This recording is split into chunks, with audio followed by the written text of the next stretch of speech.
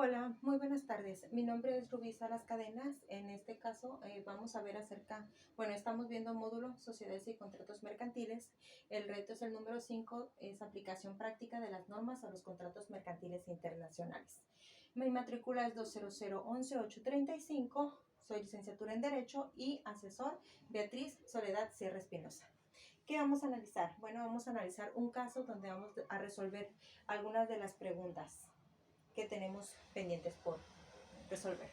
El caso es acerca del hospital Caminemos Juntos, ubicado en España, celebrando un contrato con el laboratorio Collins y Phillips, ubicado en Nueva Zelanda. El objeto del contrato fue la adquisición de una caja de material de uso quirúrgico, 10 camas de hospitales, 5 máquinas de oxígeno, una caja de apósitos y banditas adhesivas. De laboratorio entregaría al hospital. Las negociaciones se hicieron mediante correos electrónicos enviados. El precio pactado de la mercancía fue de 2 millones de pesos y culminó pues con la firma electrónica del contrato el día 30 de enero del 2020. Se estableció como tiempo máximo de entrega de 3 meses. En el mes de junio del 2020 llegó la mercancía, el personal del hospital empezó a revisar lo que llegó y puso anotaciones donde se dice que solo se recibió una caja de material de uso quirúrgico, una caja de abate-lenguas y aplicaciones y 4 máquinas de oxígeno, y el embalaje de 3 de las 10 camas de hospital estaban defectuosas. Nuestras preguntas que vamos a analizar una de ellas es: ¿qué tipo de contrato mercantil celebran las partes? Bueno, aquí vimos que el contrato que se celebró, en este caso el contrato fue la compraventa internacional de medios electrónicos, los cuales son regulados en el artículo 5 de la Ley Modelo sobre Comercio Electrónico, así como el artículo 80, que señala que los convenios y contratos mercantiles que se celebren por correspondencia, telégrafos o mediante uso de medios electrónicos, ópticos o de cualquier otra tecnología quedarán perfeccionados desde que se reciba la aceptación de la propuesta o las condiciones con que ésta fuese modificada.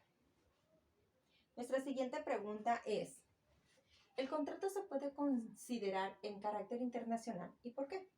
Bueno, claro que sí, ya que los países de España y Nueva Zelanda, que fueron los que estuvieron ahí involucrados en este negocio, pues estamos hablando que son de diferentes estados, así que podemos decir que efectivamente es un contrato internacional, ya que como definición podemos decir que el contrato internacional es un acuerdo voluntario pactado entre dos o más partes que tienen un domicilio diferente o residencias de estados diferentes.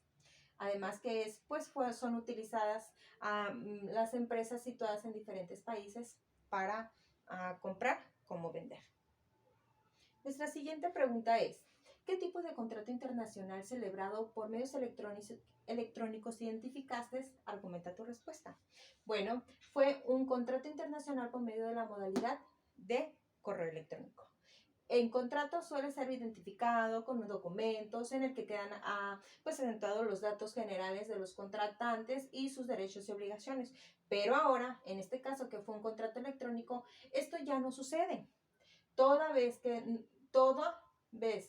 no siempre existen tal documentos, pues no obstante, si hay acuerdos voluntarios y en el cual se obtiene por medios electrónicos y en donde es indudable que surjan derechos y obligaciones para contratantes.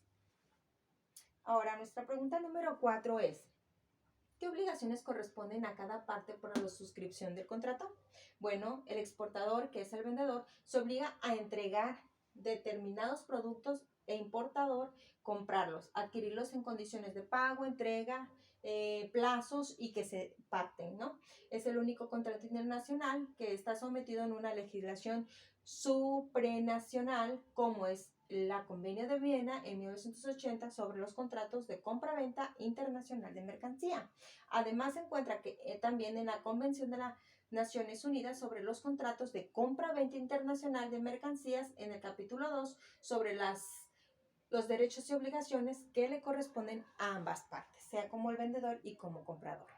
Ahora vamos a analizar la número 5. Las partes no señalan legislación alguna, entonces, ¿cuál debe aplicarse? Vamos a argumentar nuestra respuesta. Bueno, en este caso podemos ver que el entorno jurídico de los contratos electrónicos, la Comisión Nacional de las Naciones Unidas del Derecho Mercantil Internacional, pues creó una ley modelo sobre comercios electrónicos en 1996. Se establece en el preámbulo de la ley modelo. Así que ahí dice que un número creciente de transacciones comerciales nacionales e internacionales pues se realizan por medio de intercambios electrónicos de datos y por otro medio de comunicación, habitualmente conocido como comercio electrónico, que vemos a veces hoy en día que es muy usual ya, ¿no? La tecnología pues ha avanzado mucho en cuanto a las compras y ventas. Nuestra pregunta número 6. Considerando que la recepción de la mercancía no fue acorde a lo que se celebró en el contrato, ¿qué opciones crees que tenga el hospital frente al contrato? Bueno, sabemos, en el caso que analizamos hace ratito, pues decía que efectivamente no había llegado algunas cosas llegaron defectuosas. ¿Qué es lo que puede hacer el hospital en cuanto a eso? Bueno, en el artículo 35 de la Convención de las Naciones Unidas menciona que el vendedor debe entregar la mercancía cuya cantidad, calidad y tipo correspondiente a lo que se estipuló en el contrato. Y en el artículo 86 de la Convención de las Naciones Unidas también dice que los contratos de compra-venta internacionales de mercancías menciona que el comprador deberá examinar o hacer examinar las mercancías en plazo más breve posible atendidas a las circunstancias. Esto es para poder hacer algún acuerdo entre ambas partes por la situación que pueda suceder.